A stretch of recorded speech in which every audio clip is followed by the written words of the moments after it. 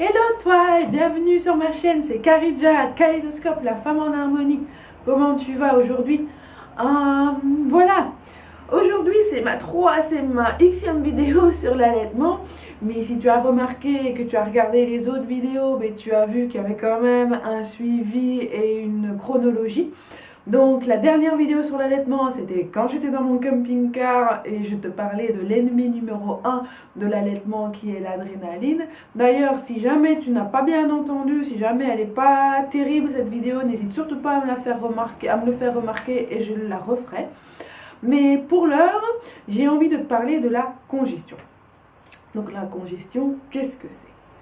Alors concrètement, la congestion, c'est bon. Alors, on a vu que physiologiquement, l'allaitement se préparait pendant la grossesse, avec les seins qui devenaient un peu plus tendus, le réseau veineux qui devenait beaucoup plus important. On a vu que ça poursuivait pendant l'accouchement, que suite à la naissance et à l'expulsion du placenta, il y avait une hormone qui diminuait, c'est-à-dire la progestérone diminuait pour faire place à la prolactine pour qu'elle soit efficace, la prolactine et l'ocytocine. Et ensuite que le troisième point de la mise en place et de la stimulation du processus de lactation était à la naissance, lorsque bébé faisait sa première tétée.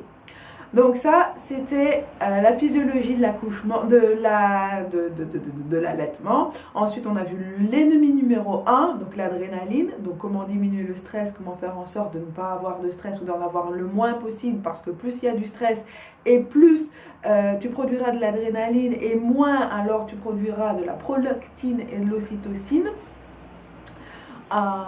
Et alors, nous sommes au troisième grand point concernant l'allaitement et qui me paraît important d'aborder, c'est cette fameuse congestion. Alors la congestion, c'est quoi?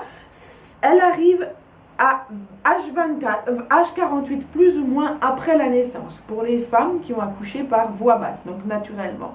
Ensuite, pour celles qui ont accouché par césarienne, il faut compter 24 heures de plus. Donc, en moyenne, ta congestion, si tu as accouché par césarienne, arrivera à plus ou moins 72 heures. Mais qu'est-ce que c'est concrètement? Alors la congestion, ça correspond au fait que le colostrum va partir, entre guillemets, donc jusqu'aux premières 48 à 72 heures, bébé se nourrira du colostrum, d'accord? Donc le liquide super gluant, transparent, translucide, j'ai envie de dire jaunâtre. Il n'y en a pas beaucoup, mais c'est super riche au niveau nutriments et au niveau de ce dont bébé a besoin. Et ensuite, cette période-là va faire place au lait proprement dit. Donc, qu'est-ce qui va favoriser la venue de ce lait?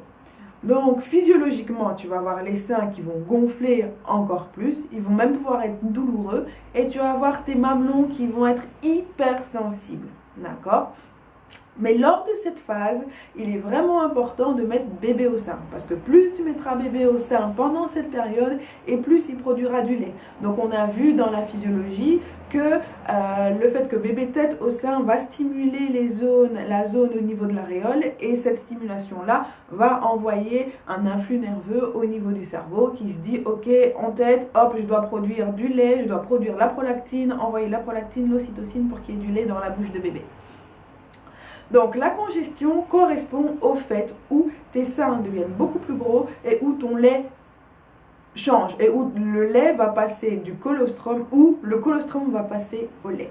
Donc cette période un peu pénible, de par la douleur, de par la fatigue que tu auras, tu peux même peut-être te sentir en état fébrile, va durer 24 heures, plus ou moins 24 heures à 48 heures.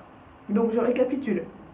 Après la naissance, 48 heures à 72 heures après, tu auras cette fameuse congestion, c'est-à-dire le changement du colostrum en lait.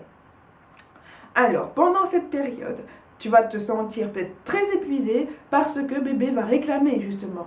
Au début, bébé avait l'air de dormir et de réclamer que toutes les 4 heures, 5 heures, 3 heures, mais là, il risque de réclamer toutes les heures, toutes les 2 heures. Mais c'est normal, parce que plus bébé va boire, plus il va stimuler et plus tu auras du lait. Donc ne te décourage surtout pas lors de cette période. Pendant cette période, tu risques d'avoir des douleurs au niveau du mamelon à cause d'une hypersensibilité. Tu peux même avoir des fissures ou des crevasses, mais ne désespère pas. Demande aux équipes de t'aider, demande aux équipes de sages-femmes de t'aider. Il y a plusieurs solutions pour réduire ces douleurs et pour réparer ces cicatrices. Il y a notamment la compresse de lait, il y a notamment de la crème qui s'appelle le Lancino, il y a notamment les compresses en silicone, les lily pads. Toutes ces astuces-là te permettent de réduire les douleurs, mais il y a également le changement de position. Changer bébé de position lorsque tu allaites. Oui, j'ai encore un copion parce que j'ai vraiment envie d'être concise et d'être complète dans ce que je raconte.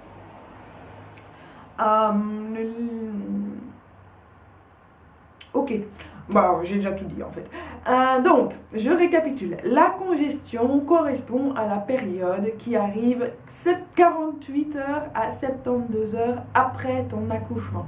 Cette période correspond au changement du colostrum en lait.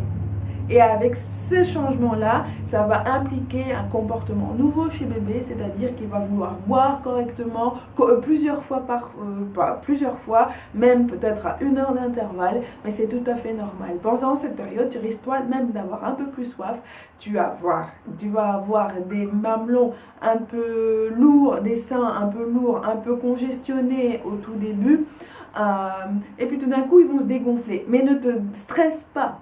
Ils vont se dégonfler, c'est tout à fait normal, c'est parce que le cap de la congestion est passé et tu es en roue libre pour pouvoir allaiter correctement ton enfant parce qu'il aura du lait en suffisance. Donc je me rends compte que cette vidéo est un peu dense et concise, mais j'en ferai une nouvelle sur la congestion et j'en ferai une un peu plus longue également pour te donner des trucs et astuces autour de cette période un peu difficile. Voilà, j'espère que cette vidéo t'a quand même aidé, était quand même claire pour toi. Je te dis à tout bientôt et courage, bye!